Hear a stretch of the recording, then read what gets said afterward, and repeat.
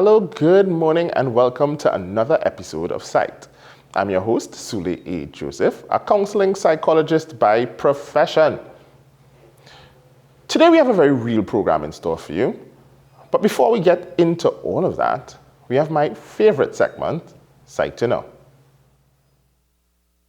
Psyched to Know, brought to you by Sule Joseph and Associates.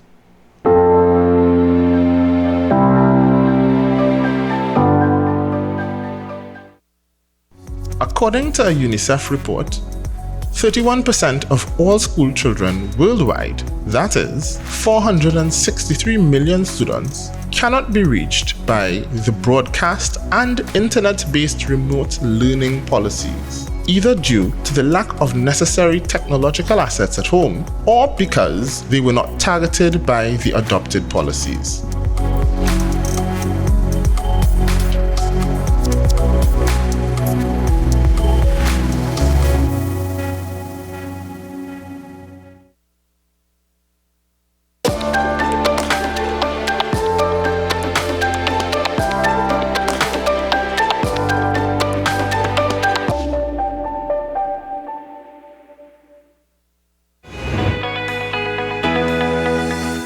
So, Simone, in these times, things are very difficult. Life has changed dramatically. Many people have experienced mental health issues for the first time. So people who have just managed to keep anxiety at bay are experiencing a lot of anxiety now. I am talking with another one of the major pillars of the women's senior national team. Her name is Rhea Belgrave. She's actually center defense. Rhea is now part again of the CONCACAF preparation for the World Cup 2023. What's up, Doc? Tuesdays and Thursdays here on WESN, Content Capital.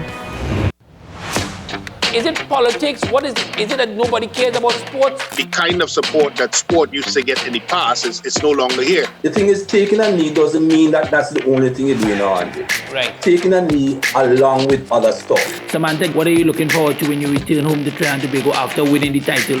Thank you very much for speaking it into existence. Is it no pressure on Nicholas Ball? It makes me more motivated to work hard and to go out there and rep the red, white and black. Why are we sending a team to the Winter Olympics? There are a number of Trinbagonians who are in the diaspora and have grown up in winter sport. It's an opportunity that the Trinidad and Tobago Olympic Committee will not close the door on. I also believe in the players that we have. Once you can motivate the players, you can get the best out of them. Pretend we're in darkness and you love me. We Comedy Jam Season 3 is finally here. Trinity people just give you the landmarks you don't need. On the right hand side you'll see a standpipe. I put on this P on that standpipe. So me COVID is a red girl, yes? I have no money. Tune in to WESN every Monday from 8 p.m. to hear your favorite comedians bring you the laughs. So from above the waist, Indian, but below the waist, still Indian. So. That's not all. Catch us for a repeat every Thursday. Where's a little bit of wrinkle when you're steamy, right? You know what I mean? We Comedy Jam only on WESN, your content capital.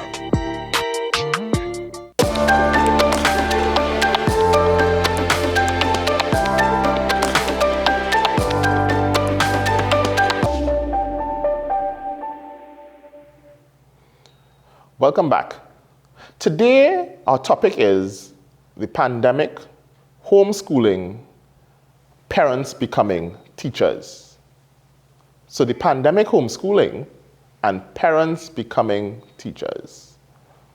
Joining us this morning is a guest, a mother, a career woman, specialist in communications, a wife, and all about your average parent in Trinidad and Tobago, joining us to have a conversation about the experience during this pandemic and parenthood. Joining us is Miss Celeste Lazar. Miss Lazar, good morning, or rather Celeste, good morning. Good morning, Sule. It's so nice to join you this morning.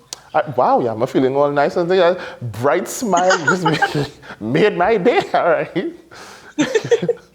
Okay, so So let's tell us a little bit about yourself for those persons at home looking on. Well, I am currently mommying 2 and will be mommying 3 very soon. Oh, okay. In the oven. Right. Congratulations. So, thank you so much. So we have been going through the last 2 years, mommying, COVID-19, everything. Both my husband and I together, everything. It's been a journey. It's been a journey. So I'm glad that you're having this segment where we could discuss the different challenges that faced parents during this time. So you said you had 2 children. Are both your children in school or are they out of school age? Both of them are in primary school. One is currently in standard 5 and the next one is in standard 2. Oh, so one is preparing to write SEA next week. Correct. Next week. That's an experience in itself. I was now going to say, oh boy, that must have been an experience. An experience in itself. Preparing for that during the pandemic. The support has to come from, it's a 3-pronged cord. Basically, you have your student in the middle, and then you have your teacher and your parent. And I found that for my SEA student, that support system worked well. Yeah. Okay, so we moved from, thanks for sharing that bit of advice, your 3-pronged approach. But we moved from regular school, and I'm using the word regular here in quotes, regular school, going to school, teachers teaching your children, you drop them off by 8 or before 8 and pick them up at 3. And there was this general structure. We moved from that to no classes at all for a period. And then from that no classes at all to online schooling. And now from that online schooling to this hybridized type structure where there's some children go to school some days and some not others and so on. And different schools have different structures, some half day, some, different structures for different schools. But it's now this hybridized where some of the schooling takes place at home and some in physical school. How has that transition been for you, considering you're a working woman, a wife, a mother, and now, the 3-pronged approach that you had spoken about now kind of brings all of that weight on you, kind of, as a parent. That is correct. So I'll speak about the first part of it, which is that we moved from basically a system where everything was physical, where the children could interact and could see and could talk to their peers, they could talk to their teachers, to being home. Right. And that was an experience in itself, where they were at an age where it became important for us to be able to break down what a pandemic is and watch a situation unfold when we ourselves didn't know exactly what was taking place or what was happening at the time. That's difficult to do. So particularly for children of that age. Yes. So at first they were very excited. Yes, no school. But by the time we reach 1 month, 2 months in, and they've been watching the same 4 walls, they've been watching the same TV, right. And you have to tell them, well, you can't go by granny, you can't go by auntie, you can't go to see your friends. We don't know when school will open again. How do you begin to explain something like that? How do you calm your nerves as a parent, not knowing because we were still going to work, right? And you are now nervous going to work, wondering, okay, I hope I don't bring this home to them. We don't know, at this point in time, we didn't know the realities of the situation for children or how they use. So how did you all deal with that? How did you and your husband deal with that? It was very it was very difficult. It took a lot of talking and trying to break down a situation that was a bit above their heads, but we tried. I tried to limit the news, the news that would come into the house, because it became very depressing for them. Right.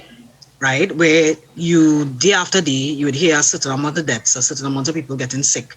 And they couldn't understand, they couldn't really process that fully. I don't know how other parents felt about that, but my children couldn't really deal with it. They were hearing the sicknesses and deaths, and they couldn't understand that in relation to, well, okay, so then how does this affect me, and why do I have to be home?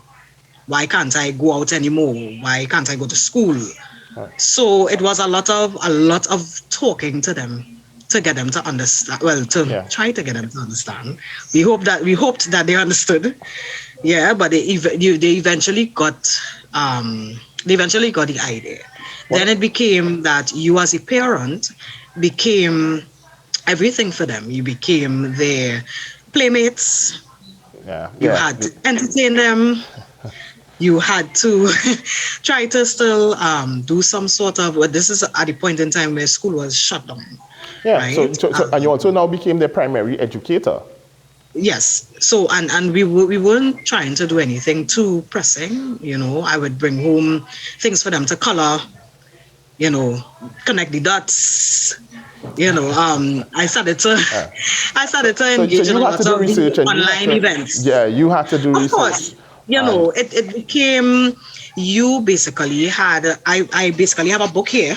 I still have the book, a daily planner where I would have to structure what it is I wanted them to do so that they don't go out of their minds. Now, let me ask you a bit. Mm-hmm. How did that change? Has it gotten easier with the introduction of this school rotation? Because now we have teachers actually giving them work. You get online work to carry home for the days that you're not in school and so forth. Yeah. So you talked about it being difficult in terms of you now having to plan everything from scratch in the early years. But now that we have teachers, persons trained as teachers, sending work at home for them to do at the days they're not in school, has that made it easier? So for our son, who is in standard 5, he has 4 days out of school and 1 day virtual. His teacher is a very, very supportive lady. So I have never had issues in terms of her performance, whether it was online or physical. Right. The physical school helps because the children are accustomed to that one-on-one interaction, and they need that to be able to flourish in an environment where our school system has been analog for very long. It hasn't been, so many schools lack technology as it is.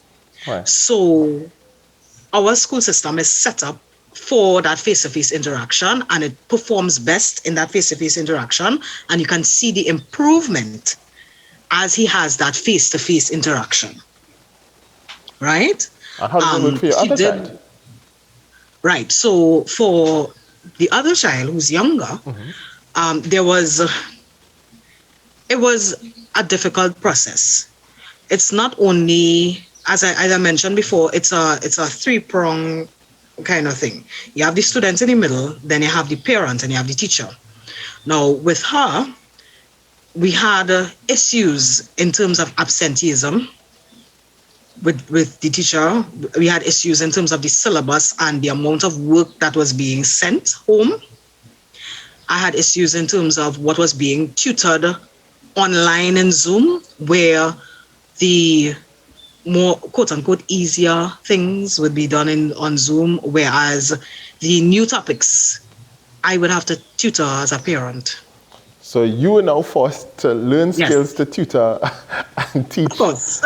And even in physical school, you tend to go back to school with the children. Right. But I found that usually, and this is what was happening with our son, is that his teacher, there would be a certain method that I learned.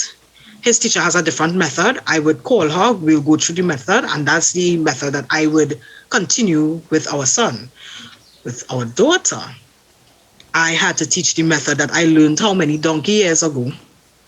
And I wasn't sure if that is the method that the teacher would like to apply in her class. I had a parent. Is uncertain, I had a parent who came to me yesterday, complaining, and the parent was saying, listen, I feel like I'm going back to school, or I'm back in primary school, because some of these teachers are giving assignments, online assignments, to my child that she can't do by herself.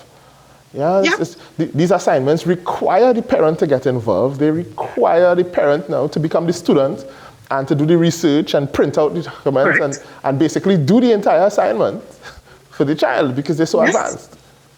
The sentiments are the same, and you have to couple that with the workload at the point in time. So at the point in time, she was 7, and you have a 7-year-old child. You're sending home 5 to 7 assignments per day for her to complete online. Then you are telling me that she cannot. So I can give you an example. You send home 5 subjects. In math and English, you give 25 questions each. So both of them are new topics.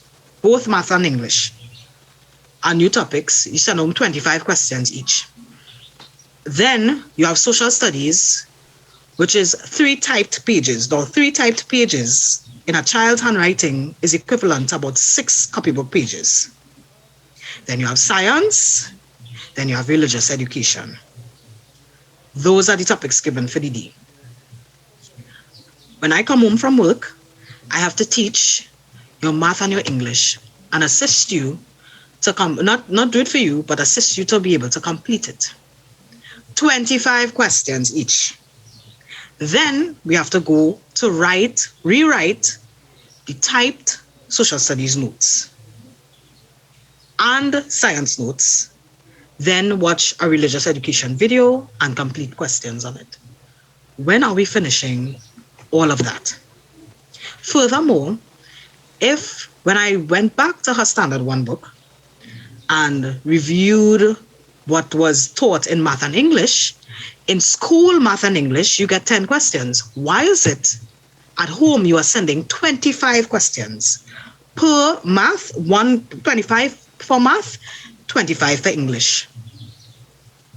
But it sounds as though you are frustrated with the online system a bit, at least for this particular for this child and the teacher style and so on.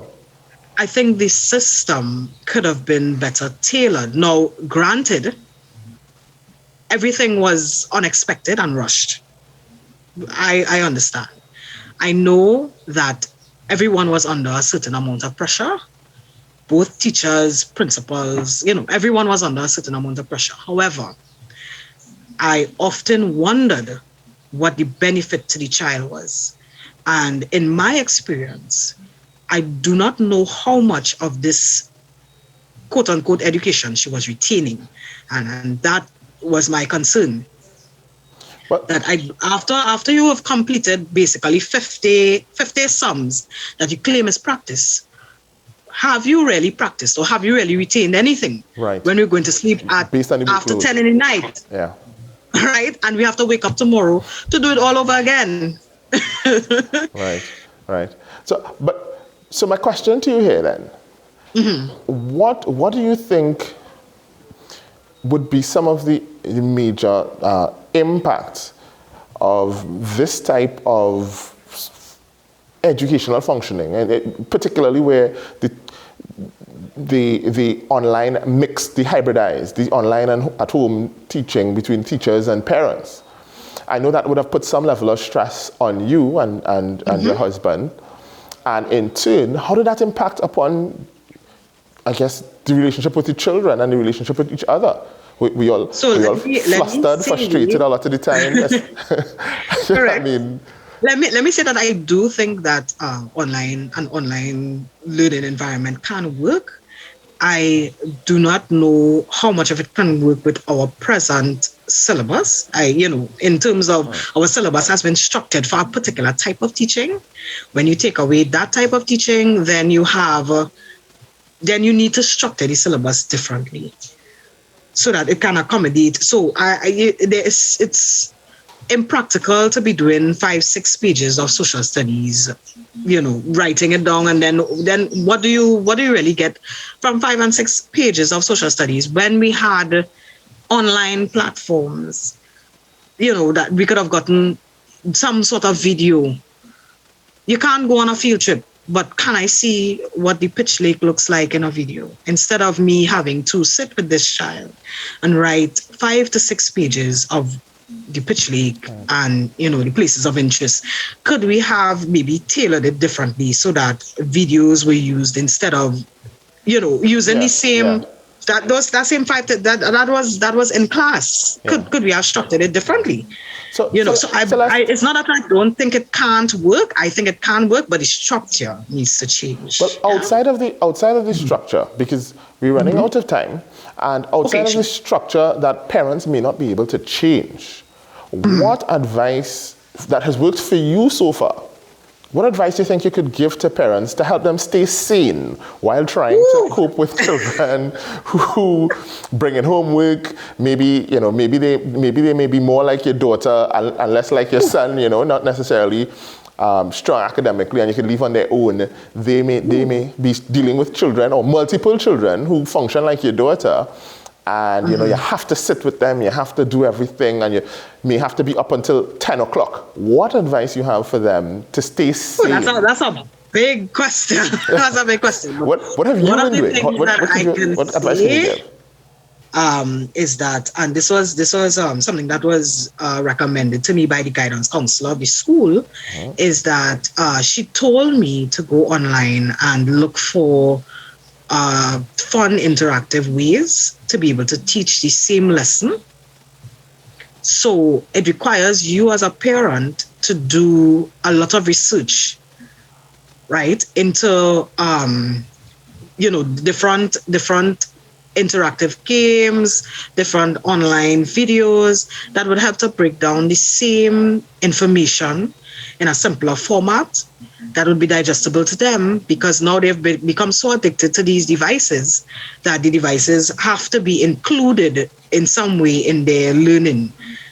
By no means it helps the parents stay safe because it's a lot of work, but it would help the children. And as I said, this was something that was given to me by the guidance counselor, which I found helped. Yeah. But thank you very much for that. What I will do is very quickly, I'll just add some of my own suggestions to the mix. So I would use that one because I think that's a very good one. I think, yes, finding things online that are interactive and so on helps a lot when you're talking about teaching your children or teaching them new concepts and so on, or even reinforcing those concepts. Right. I would also advise, or my recommendation would be to do family-oriented learning activities. What do I mean by that? It could be very simple. Something as simple as counting cars. Maybe you do a family trip, a road trip to somewhere. And you say, okay, we're going to count red cars. Let's play a game. We're going to count red cars, or we're going to count a certain type of car. So, it reinforces some skills, basically, like the counting skills and so on. Maybe you want to help them in Spanish, maybe learn to count to 10, but we're doing it in Spanish. So, you're counting cars in Spanish, or we're calling out the colors of cars in Spanish, or we're identifying areas by name. This is the Savannah, this is Eddie Hart's Savannah, So you can teach children through fun games in a family-type activity. I would also suggest that parents find some kind of time to detox for themselves. You need some you time. Yeah, you do. Right? Because right now you are doctor, nurse, lawyer, best friend, teacher, everything. So you need some you time to kind of detox and just, so parents need to be able to do that. And I know it may be difficult, so if you are alone or it's just you, if you're a single parent, maybe you may need to look for support networks, family, friends, and so on. All right? And the final thing I would say as well is engage children in some kind of physical activity. Having them cooped up at home alone is a recipe to stress you out. And that works academically as well. You need to get out. They need to get rid of some of that pent-up energy to even be able to focus to do anything. Because to sit at a table whole day every day, We as adults don't like doing it. So imagine children who have so much more energy. So you need to be able to get them to do some kind of physical activity. Feel free to turn that physical activity into something learning as well, a learning type activity, and get them to burn out some of that energy. You'd find it becomes a lot easier then to sit with them and go through work after they've burnt off a lot of that pent-up energy. So Celeste, thank you very much for being with us. We're out of time for today's program. Thank you for sharing a very real life situation and how you've dealt with it. I'm certain we have several parents out there who can relate very much to what you're saying. I also want to just quickly bring up what you mentioned about your guidance officers. Usually schools would have a guidance officer or a social worker attached to the school. You can feel free to reach out to them for advice, to work with your child if they're having social problems or emotional problems, treating with the new school format. Please do that. I think Celeste, you're saying that you all did and it worked well. So yeah. Viewers at home, feel free to do that. And remember, until next time, next week, please go on. Same time, same place. Stay psyched.